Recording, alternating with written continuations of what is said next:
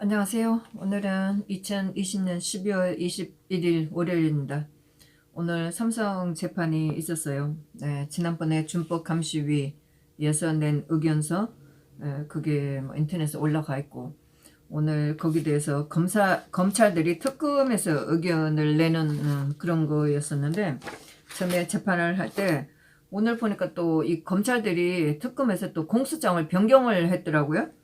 12월 17일 공소장을 변경을 했는데, 예, 오늘 받아봤다고, 뭐, 오전에 받아봤나 보죠? 그렇게 해서 나왔다고. 그럼 뭐라고 얘기를 하고, 범죄 수익, 뭐, 차량 무상 수익, 뭐, 등등 이렇게 얘기를 하면서, 공소장 변경, 참작해달라. 이렇게 판사도 얘기했었고, 근데 여기서 변호인 측에서 별로 다투지를 않겠다. 그렇게 얘기를 한 거예요. 그래서 판사가 12월 17일 공소장 변경 신청을 받아들이겠다. 이렇게 하고 변호사는 다투지 않겠다. 이렇게 하는 거예요. 그래서 판사가 다시 변호인 측에 그러면 이걸 인정하겠다는 건가? 이렇게 물었어요. 그래서 태평양 이인재 변호사가 말 3마리, 살시도, 비타나, 라오싱 구입한 대금 그거는 인정하겠다 그러고, 이거는 뭐 제가 잘 못 들을 수도 있었어요.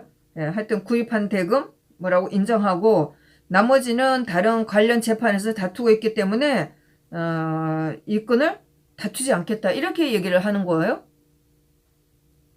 예, 저는 이건 뭔지 모르지만은 하여튼 삼성에서는 어쨌든 파기환송심 재판에 따라서 삼성은 박 대통령 관련해서 뭐 뇌물건 이 사실 자체는 다투고 싶은 마음이 없어요. 어떻게든 사건은 벌어지고 했으니까 우리가 앞으로 이런 일이 나면은 권력자가 다시 이런 요구를 한다고 했을 경우에 우리가 앞으로 이렇게 처리를 하겠다. 여기서 빨리 빠져나가고 싶은 마음이지 다투려고 하질 않는 거예요.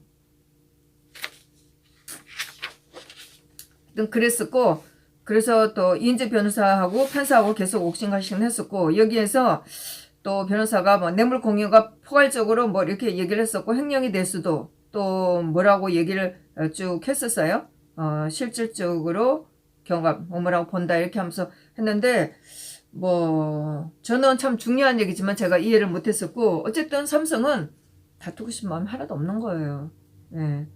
그러면서 이제 판사가 라오싱 지금 안양에서 보관하고 있는 거 여기서 검찰이 받아들이는 거죠. 이렇게 얘기를 했어요.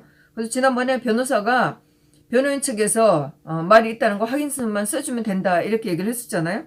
그래서 양재식이가 오늘 재판에 지난번하고 똑같이 양재식, 김영철, 강백신, 이복현 넷이 똑같이 나왔어요.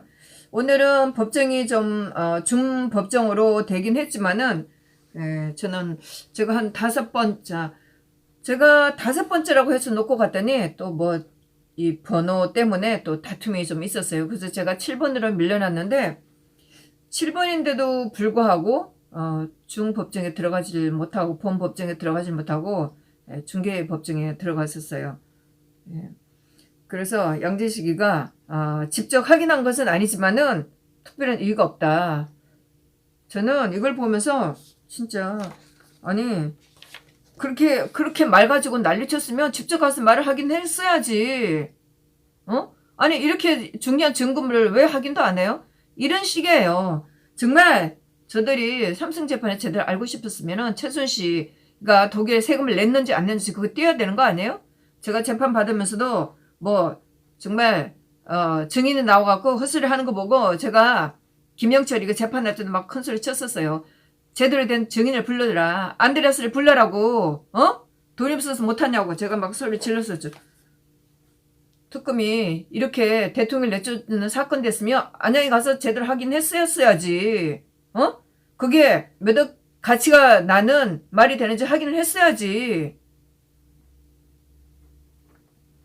그래서 변호사가 다시 안양 말 보관하는 데서 보관하고 있다 이렇게 하고 끝났고, 그러면서 이제 판사가 변호인 특검의 의견을 듣겠다 이렇게 얘기하면서 이제 지난번에 냈던 그 준법 감시위의 의견서에 대해서 특검과 변호인 의견을 듣겠다 이제 이렇게 하면서 강백신일 거예요. 강백신이가 일어나서 이제 쭉 얘기를 했어요.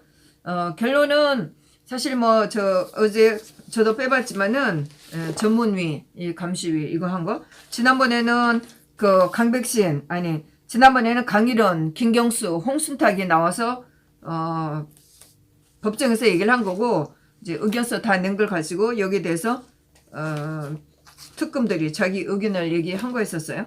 뭐 마음에 안 든다는 거죠 여러 가지로. 예. 그랬는데 오늘 제가 기사를 빼봤더니 그렇게 많이 나오지는 않았는데 한 군데 기사가 나온 게 그래도 대화는 조금 자세하게 좀 나온 게 있어요. 그래서 그 기사를 보면 특검이 주장한 거는 삼성 사실 뭐 이 내용을 제가 봤더니 우리가 이런 것까지 알아야 될까 이런 생각을 했었어요. 뭐 특검하고 삼성하고 다투는 건데 일반인이 이런 것까지 알 필요 있을까? 물론 삼성은 자기네가 준법위원회를 두고 제대로 하겠다. 그런데 이게 새로운 건 아니에요. 삼성에서 했는데 더 보강하고 이거 실효성이나 준수성에 있어서 더 보강을 해서 제대로 대비를 하겠다. 이거 검사들은 거기에 대해서 믿지 않는 이런 내용이었었어요. 예, 그래서 특검은 삼성 준법 감시 제도 도입 여부는 일반 양형 인자로서 진지한 반성 중 하나의 요소에 해당하는데 뭐 어쨌든 검찰들은 이재용 부회장을 다시 감옥에 놓고 싶지 않으니까 그렇게 하고 있어는 삼성에서는 어떻게 할 거냐. 뭐 봐주기라는 거. 물론 뭐 저도 이재용 부회장이 나쁘게 되는 걸 원하지는 않지만은 어쨌거나 이 재판에서 다투지 않는 것에 대해서는 굉장히 불만입니다. 네. 그러면서 금고 형량 범위는 특별 양형 인자로만 결정되므로 실효적 준법 감시 제도가 영향을 미칠 수 없으니 명백하다. 에? 준법 감시 제도의 실효성이 인정되더라도 이 부회장의 금고 형량 범위인 징역 5년보다 이하의 형을 선고하는 사유가 될 수 없다고 주장했다. 검찰들이 주장하는 건 계속 이거죠. 중간에서 뭐 굉장히 말도 오간 얘기가 이런 거 가지고 판사가 집행유예를 주려고 하는 거는 안 된다. 이렇게 해서 판사하고 또 옥신각신하는 그런 장면도 있었어요. 그러면서 계속 특검이 삼성 준법 감시 제도가 그룹 총수도 무서워할 정도의 실효성이 있는지 여부에 대해 부정적 평가를 할 수밖에 없다. 네, 지난번에 강일원, 홍순탁. 지난번에 강일원은 그렇게 나쁘게는 하진 않았는데 오늘 특검이 봤을 때는 강일원이나 홍순탁은 그렇게 긍정적으로 보진 않았다. 자기네들은 그렇게 의견을 얘기했었어요. 그러면서 이제 특검이 계속 총수 관련 9개 항목 중 강일원은 각 2개에 미흡하다고 하고 6개에 다수 미흡하다는 평가를 내렸다고.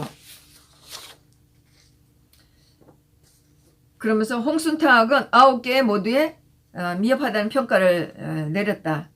그래서 김경수는 개별 항목에 대한 의견을 표명하지 않았다. 그러면서 특검은 2개 항목이 미흡, 4개는 다수 미흡 한다고 그렇게 얘기를 했고, 그 다음에 또 특검은 계속해서 개별 항목 평가 결과를 기준으로 하면 강일원은 홍순탁하고 매우 부정적 평가를 했다. 그래서 두 사람은 부정적, 김경수 회계사는 긍정적 이렇게 했다고. 그러면서 또 최종적인 판단을 고려한다고 하더라도 강일원은 긍정적이라보다는 다수 유보로 판단할 수밖에 없다. 그러면서 김경수 변호사는 구체적 근거 없이 일반적, 통상적 준법 감시 시스템에 대한 총론적 결과를 내 자의적 결론을 내렸다고 했다. 이렇게 하면서 이 세 사람의 평가는 실질적 유효성 여부를 판단하는 수 있는 충분한 검증이 이루어지지 않았고 가장 기초적 항목에 대한 검증만이 이루어졌다는 한계가 있다. 물론 삼성도 판사도 이게 완벽하다고는 하진 않았었어요. 이런 시스템을 두고 이렇게 우리가 해나갈 거다. 앞으로 해나갈 거다. 이렇게 얘기한 건 있어요. 예. 그러면서 검사들은 계속 주장하는 게 서열 1위 대통령 윈윈의 관계인 삼성그룹의 총수가 무서워할 정도인가 라는 질문에 대해 예스라고 답변할 상황은 객관적이면 통상의 지능을 가진 사람 중에 찾을 수 없다고 단정할 수 있다. 뭐 저는 제가 준법위 감시위 이 내용을 들으면서도 준법 감시위 이것도 삼성에서 운영하는 하나의 기구일 뿐이에요. 응? 전체적인 경영을 하는 데 있어서 이 사람들이 과연 경영자가 오너가 판단하는 데 있어서 이 사람들이 거기에 대해서 브레이크를 걸 수가 있나요? 그리고 이 사람들이 경영에 대해서 책임을 질 수가 있나요? 뭐 판사들은 특검들은 이렇게 얘기할 수 있지만은 결론적으로 운영하다 보면은 오히려 쉽지는 않죠. 왜냐하면 어떤 기구라도 회사의 경영자처럼 책임자처럼 책임을 질 수가 없기 때문에 한계는 있는 거예요. 그러면서 또 이제 특검은 점검 내용이 부실하고 뭐 검사 특검들이 이렇게 말할 수밖에 없겠죠. 그에 대한 충분한 제도적 보완이 안 된 상황이라면 이 부회장 측에서 오히려 보완할 시간과 기회를 요청해야 하는 것이 통사적인 재판 진행에서 보이는 모습. 사실 이것 때문에 오늘도 여전히 특검은 시간을 더 달라고 이런 것 때문에 변호사하고 굉장히 많이 했었고 판사들도 이 재판을 끌고 싶은 마음이 없어요. 대체로 그 주심 판사의 왼쪽에 있는 배석 판사, 우리가 보기에 오른쪽에 있는 배석 판사가 꽤 말을 좀 잘하는 것 같았어요. 지난번에도 그렇고 이번에도 그렇고 중간에 진행에 있어서 특검들한테 우리가 보기에 오른쪽 주심 판사의 왼쪽에 있는 배석 판사가 좀 어려운 시간이 되면 중간에 좀 리드를 잘 해 나가는 것 같더라고요. 네. 그러면서 특검은 재판 지연 전술이라는 등의 언급을 하며 비판하는 모습은 이게 이제 변호인 측에서 판사 측에서 그렇게 얘기를 했었죠. 특검 측으로서는 다소 과하지 않을 수 없다. 이제 특검을 밀어붙이니까 여기서 이제 특검이 좀 밀리는 거였었죠. 네, 그러고 나니까 이제 이 변호인 측에서 특검 항목 점검 항목에만 한정돼 긍정 및 부정 평가의 개수를 헤아리는 것으로 종합 결론을 도출하는 것이 불합리하고 부적절하다고 봐야 된다. 네, 뭐 이건 뭐 다른 의견이라고 할 수 있겠죠. 그러니까 준법 감시 제도의 실효성과 지속 가능성은 점검 항목만으로 한정해 OX 문제 같이 평가되는 것이 아니다. 사실 이거는 뭐 하면서 봐야 되는 거기 때문에 이 자리에 앉아갖고 틀리다 아니다, 기대 아니다 이렇게 말하기는 사실 어렵죠. 어차피 뭐 박 대통령과의 사건은 일어난 건데 그런 일이 일어났는데 앞으로는 이렇게 할 거기 때문에 봐달라 이거니까요. 그래서 변호인 측에서 다시 실효적이라고 평가한 부분은 어떤 점인지 그러한지 미비한 점은 원인이 무엇이고 보완책은 무엇인지 등 점검 항목뿐만 아니라 전체적인 사항을 종합으로 살펴봐야 오히려 더 풍부한 분석이 가능하다고 생각한다. 이러니까 이제 특검들은 계속 더 시간을 달라고 얘기하는 거예요. 그러면서 이제 변호사가 전체적인 평가 내용을 보면 적어도 피고인들과 삼성은 약속을 실제로 이행했고 준법 감시 제도를 통해 개선된 내용은 재판을 위한 호전 껍데기가 아니라 진정성 있는 변화로 실효성과 지속성이 확인됐다고 생각한다. 이렇게 변호인 측에는 주장을 하죠. 그랬는데 재판부에서는 판사 측에서는 삼성의 새로운 준법 감시위원회가 실효성과 지속 가능성이 있는지 이런 양형 조건으로 고려한다면 어느 정도 고려할지는 재판부의 판단 대상이다. 여기 대해서 특검이 굉장히 많이 브레이크를 걸었죠. 준법 감시위원회를 두고 재판을 이렇게 봐주려고 하는 건 안 된다. 이런 식으로 이제 특검이 매 재판마다 브레이크를 걸었으니까요. 그러면서 양형 조건으로 고려하더라도 이는 여러 조건 중 하나이고 유일하거나 이 사건에서 가장 중요한 양형 조건으로 볼 수는 없다. 이렇게 얘기를 했어요. 그러면서 이제 판사가 이 사건 피고인들도 대부분에서 인정된 위법 행위에 대한 유죄를 인정하고 다투지 않고 있으며 이렇게 됐답니다. 이 사건에서 밝혀진 위법 행위가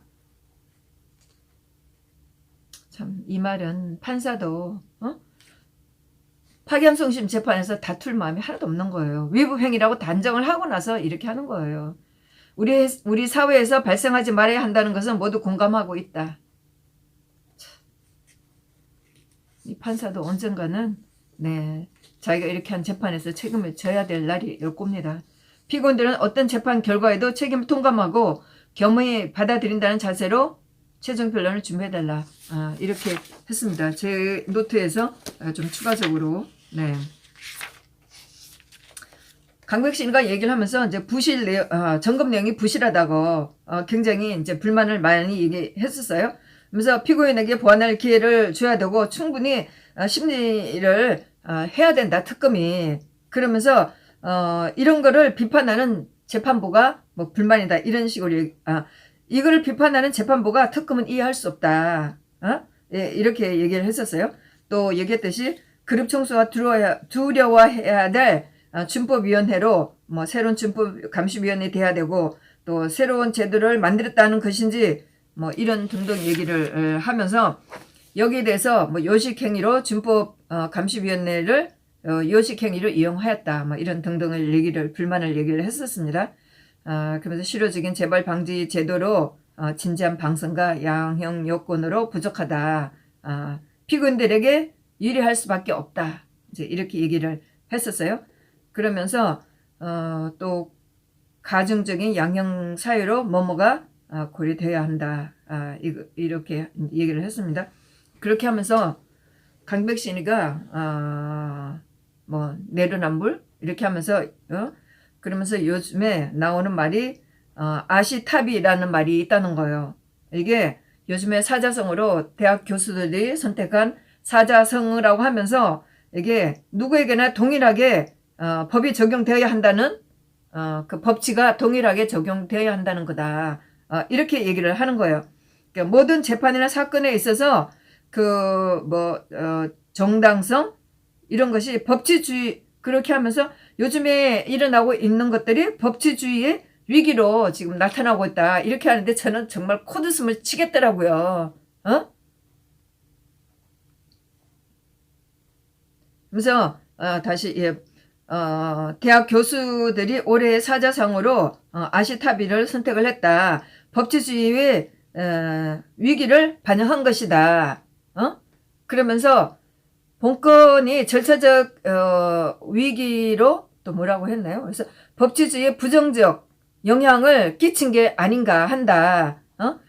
그 뭐 필부 이런 얘기를 했습니다. 그러면서 삼성전자 직원들과 동일하게 적용이 돼야지만 뭐 이런 것을 뭐 따를 게 아니냐 이렇게 얘기를 하는데 지금 너무너무 기가 막혔었어요. 개판을 해놓고 법치를 망가뜨리는 게 누군데 지금에 와서 뭐 윤석열이가 당하고 있으니까 지금 이런 식으로 하고 그리고 뭐 분위기가 삼성을 봐줄 것 같으니까 지금에 와서 뭐 아시탑이 법치가 무너졌다 이런 얘기를 할 수가 있어요? 제가 재판 끝나고 나서 저는 중개법정이어서 302호에 있었고 본 법정은 중법정이었었어요. 그래서 영상을 보고 있다가 빨리 준비를 해서 이제 내려왔죠. 내려왔는데 뭐 대체로 쉬는 시간이다 보니까 이 검찰들이 바로 일어나서 이제 밖으로 나가는 것 같았었어요. 네, 지난번 그 303호 같은 층에서 했을 때도 검사들이 이제 특검들이 금방 나오는 걸 봤으니까 그래서 저는 이제 제가 있던 중개법정에서 재빨리 준비를 하고 이제 밖으로 나왔어요. 뭐 2층에서는 볼 것 같지는 않고 어쨌든 또 2층에서 뭐 항의를 하면 법원 직원들한테 또 좋은 소리도 안 들으니까 일단은 밖으로 나왔죠. 밖으로 나와서 그들이 가는지 안 가는지 법원 밖에 나가서 기다리고 있었는데 강백신하고 양재식이가 나오는 거예요. 그래서 거기서 제가 소리 질렀죠. 아시탑이 개판을 한 게 누군데 윤석열이가 당황했으니까 지금에 와서 법치를 주장하냐고 제가 막 소리를 질렀었죠. 그리고 한참 있다 보니까 김영철하고 이복현이가 또 가는 것 같더라고요. 그래서 냅다 소리를 질렀는데 뭐 제가 생각한 만큼 다 못 질렀지만은 좀 뻔뻔하게 짝이 없는 검찰들이에요. 오늘 의외로 재판은 좀 일찍 끝났어요. 4시 5시 좀 넘어서 끝났죠. 오늘 이제 이렇게 하고 나서 물론 이제 그 특검이 얘기하고 특검이 또 판사들한테 항의를 많이 하죠. 재판을 이렇게 끝내면 안 된다.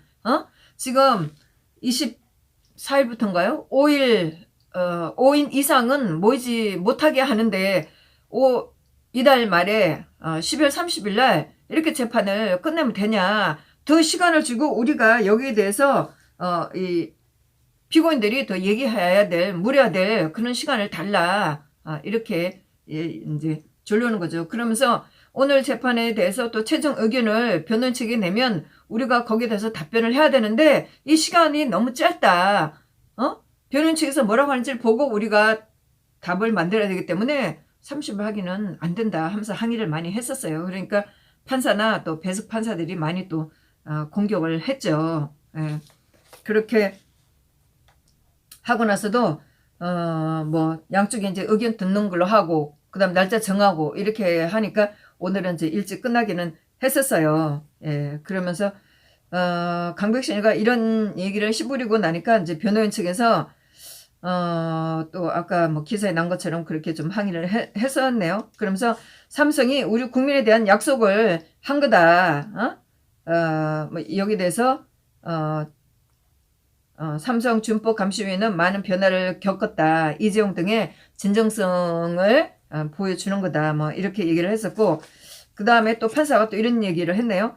증거조사는 더 이상 안 하겠다는 거죠. 이제 이거는 끝난 거예요. 참 기가 막히죠.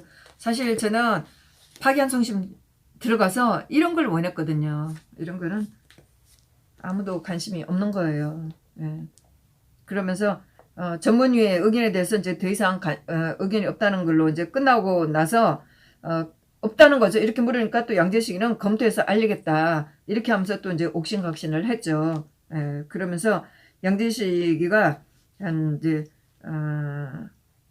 그러고 나서 이제 3시 한 45분 이렇게 돼갖고 이제 휴정을 했어요. 그래서 양재식이가 이제 4시 한 7분? 10분쯤이 돼갖고 다시 재판이 되면서 준비기를 열어서, 다시 더 재판을 하도록 해달라. 이렇게 또 이제 졸르면서 얘기가 좀 옥신각신 했죠. 그리고 전문위원이 3명이 모여서 의견을 모아서, 한 건데 여기에 대해서 재정비가 필요하다. 그러니까 또 이제 삼성에서는 추가 보완해서 진정성 있게 해 나가겠다는 거다. 준법 감시위원회가. 그러니까 이제 또 배석 판사가 기존과 뭐 그렇다고 더 거기서 더 따져도 뭐가 다를 건 없다. 기존과 동일한 결과가 나올 것 같다. 또 이런 식으로 얘기를 했어요. 그러면서 판사가 정보조사 다 마쳤고 최종 변론을 하는데 시간이 얼마나 걸리겠나 이렇게 하니까 이제 또 이복현이가 일어서 갖고 또 항의를 많이 했죠. 변호인에 대해서 최종 의견을 주겠다는 건데 자기가 대전에서 오고 졸속으로 집행유예 재판하는 것이라고 한다면 졸속으로 한다는 오해를 준다. 변호사가 무슨 변론을 할지 모르는데 대충 얼버무리고 한다는 것은 말이 되겠습니까? 뭐 이렇게 얘기를 했어요. 그러면서 코로나 때문에 5인 이상 못 모이게 하는데 30일에 무리하게 하지 말자고 30일에 무리하게 해야 되겠습니까? 또 이렇게 얘기를 했네요. 네.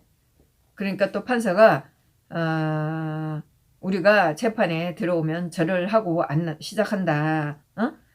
재판 전에 이런 행사가 있는데 이것은 국민에 대한 존중으로 절을 하는 거다. 재판이 다소 과열된 모습이다. 그래서 법률가로서 충정된 모습이라고 이해를 하겠다. 판사가 내가 보기에는 뭐 판사도 빨리빨리 재판을 끝나고 싶기 때문에 특검이 주장하는 것에 대해서 좀 쩔쩔맨다는 식이에요. 물론 뭐 제가 특검을 편드는 건 아니지만은 뭐 해봤자 별건 아니지만은 저는 사실 여기 있어서 증거 조사도 하고 더 따져야 된다고 생각하는데 뭐 판사나 변호인 측에서는 삼성 측에서는 그런 마음이 없는 거죠. 예. 그리고 뭐 특검도 자기네가 정말 따져야 될 걸 제대로 따져야 되는데 헌일 갖고 따지니까 안 되는 거죠. 준법감시위 나왔다면 하면은 거기에 대해서 따지겠다든가 아니면 증거조사를 돼가고 날짜가 필요하다든가 이렇게 해야 될 텐데 증거조사는 하지도 않고 준법감시위를 가지고 이정을 몰아붙이겠다 하는데 당연히 변호인 측에서는 수긍을 안 하죠. 그러면서 이제 이복현이가 자료와 성명 제출해 달라고 했다. 우리도 의견을 자기네도 내야 되겠다. 이렇게 얘기를 했어요. 그러니까 판사가 지난번에 여러 번 말했다. 재판부가 하지 않은 말을 자꾸 한다. 집행유예로 뭐 할까요? 뭐 이런 식으로 물었어요. 네, 그러면서 또 계속 판사하고 이목현하고 왔다 갔다 말을 했었고, 그러니까 양재씨가 일어서서 말을 함부로 하는 것을 자제하도록 하겠다. 이렇게 하면서 또 이제 자기네들 마음에 안 드는 걸 쭉 얘기를 했고, 준법 감시위원들의 말을 듣고 오늘 처음으로 서로가 의견을 얘기를 하는 건데, 또 재판부에 이게 맞는지 틀리는지를 듣고 재판부도 판단하는 게 맞겠다. 또 오늘 뭐라고 얘기를 했네요. 그거 그러고 나서 또 배석 판사가 또 뭐라고 배석 판사하고 판사들이 또 뭐라고 얘기를 또 했어요. 뭐 판사가 제가 보니까 좀 쩔쩔 매는 편이에요. 특검들한테. 예, 그래서 또 배석 판사가 이 사건에 대해서는 또 이런 일이 다시 일어나지 않을 거라는 뭐 조처와 또 뭐가 이루어졌다. 그렇게 하면서 또 이제 특검을 좀 달래는 이런 식의 또 얘기가 오갔었고, 그러면서 또 검찰들한테 시간을 줄 테니까 별도 시간이 필요한지 자기네 뭐 성면 이런 거 얘기했어요. 거기에 대해서 또 시간 필요한지 알려달라. 이렇게 와서 조금 쉬었다가 다시 이제 재판이 계속되면서 변호인 측에서 태평양의 이인재 변호사가 뭐 그 준법감시위를 보완해서 지금까지 있었던 그 준법위원회를 보완해서 나온 게 지금 이 준법위원회다. 업무 능력도 강화하고 뭐 새로운 거는 아니다. 그러는데 업무 능력도 강화하고 사람도 강화하고 기존에 나온 것을 보강을 했다. 그러면서 이런 것 때문에 또 기일을 미룰 필요가 없다. 30일 날 그대로 하자. 이렇게 하니까 또 판사들은 또 옥신각신 또 했고, 그러고 나서 이제 판사가 답변 서면을 언제 내겠다는 거냐 이렇게 얘기하니까 이인재 변호사가 오늘 이제 판사가 오늘 그럼 낸 걸로 이거 최종 의견을 내겠냐 이렇게 하니까 이인재 그 태평양 변호사가 최종 서면을 제출하겠다 이렇게 얘기를 했어요. 그러니까 또 특검이 변호인들이 낸 시간만큼 반박한 시간을 달라. 자기네들도 의견을 내겠다 이렇게 얘기를 하는 거예요. 그러니까 여기에서 마지막 결심 때 자기네도 오전에 반박을 하겠다. 그리고 결심을 하게 해달라 이렇게 얘기를 하는 거였어요. 그러니까 판사가 변호사한테 그 최종 의견을 서면으로 내는 걸 언제 내겠냐 이렇게 하니까 24일 날 낸다고 한 거예요. 그러니까 또 양재식이가 24일 내면은 오후에 내니까 우리가 받는 거는 28일 되는 거다. 그러면 우리도 그만큼 시간이 필요하다. 또 이렇게 얘기를 하는 거예요. 그러니까 판사가 20살까지 내서 또 특검들이 이거 준비할 시간 때문에 별도 기일을 잡을 필요는 없다. 이렇게 얘기를 하니까 이렇게 얘기를 하면서 그 변호인한테 날짜를 좀 줄여라. 이렇게 얘기하니까 변호인 측에서 그럼 24일 오전에 내겠다. 그렇게 하니까 또 특검 측에서 그러면 이메일로 우리한테 보내라. 이렇게 하면서 이제 조정은 됐었어요. 네. 그래서 뭐 판사가 또 제가 보기에는 아주 달리는 거죠. 뭐 준비할 시간이 특검이 준비할 시간이 짧긴 하다. 뭐 서로 간에. 그러면서 24일 오전까지 달라. 변호사한테 이렇게 얘기를 했었어요. 예. 그러고 나서 이제 판사가 변론할 시간이 얼마나 필요하냐. 그러니까 특검이 자기네 한 2시간 정도 필요하다. 이러니까 변호사가 우리는 뭐 그만큼은 안 걸리겠지만은 그러나 특검이 사용한 시간만큼 달라. 이렇게 얘기를 하고 또 피고인들 최후 진술하는데도 가능하면 같은 시간 내에 마치도록 하겠다. 이렇게 하면서 재판은 끝났습니다. 참 씁쓸한 재판이죠. 그러면서 여기에 대해서 판사가 마지막 읽었던 거 범행 가담자의 처벌, 뭐 준법 감시의 시효적인 뭐 준법 감시에 대해서 읽었고 새로운 준법 감시 제도를 운영하고 있고 위법 행위에 대해서 위법을 인정하고 있고 다투지 않는다는 거죠. 그러면서 어떠한 재판 결과에 대해서도 피고인들은 받아들여라 이렇게 하고서 재판이 끝났습니다. 그래서 12월 30일 날 2시에 312에서 재판하는 걸로 끝났는데 참 답답한 재판이죠. 그러고 나서 나와서 검사들, 특검들한테 한바탕 퍼부어주고 나서 좀 기다렸는데 이재용 부회장은 금방 나오진 않더라고요. 그러고 있다가 오늘 또 그 작년 6월 25일 날 그 광화문 박원순이가 쳐들어온 건으로 그때 좀 다툼이 있었던 것 때문에 오늘 7명이 우리 공화당 당원들 7명이 재판받는 게 있었어요. 그래서 오늘 거기서 또 이승희 동지를 만나갖고 얘기 좀 하고 있다가 그러고 있다가 이재용 부회장 나오는 걸 보고 제가 소리를 질렀죠.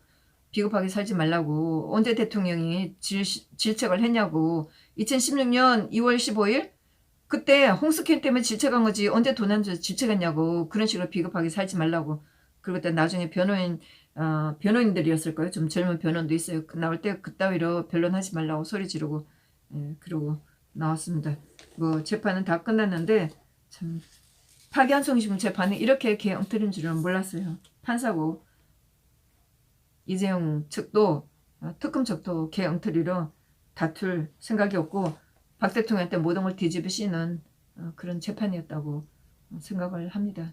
참 이제 이재용 부회장에 대해서 어쨌든 다투지 않는다고 했고 혐의는 다 인정을 했고 대통령하고 그런 일이 있었던 거는 다 대통령한테 뒤집어 씌고 저는 준법위원회를 만들어갖고 자기는 빠져나오고 최순실하고 대통령한테 모든 걸 뒤집어 씌고 자기가 분명히 2017년 제가 이재용한테도 그 얘기를 했네요. 2017년 8월 2일 3일 증언한 거를 왜 뒤집냐고 제가 그 소리도 했네요. 하여튼 이런 개같은 재판 역사가 이렇게 더러워지는 이런 재판에 대단원의 막을 오늘로서 내리는 거죠. 뭐 다음 주에 뭐 검사들이랑 똑같은 내용을 11일 거고 판사도 별로 마음은 없으니까 삼성도 마찬가지고 이런 재판을 받습니다. 감사합니다.